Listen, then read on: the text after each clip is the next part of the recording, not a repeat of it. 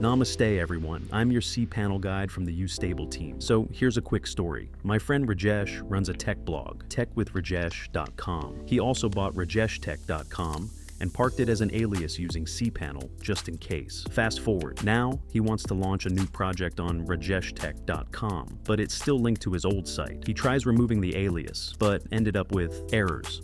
He calls me, bro, I just want to unpark a domain. Why is this so complicated? And honestly, many people face this exact issue. So in today's video, I'll show you how to properly remove a domain, alias, or park domain in cPanel the safe way. And if you're using YouStable, this process becomes even easier. Rajesh reached out to their support and they handled everything. DNS, SSL, and unlinking in minutes. Great support, fast hosting, budget friendly. So if you want hosting that actually helps, check out YouStable. Now let's head into cPanel and fix your domain in just a few clicks. Let's go. Let's learn how to remove a domain alias.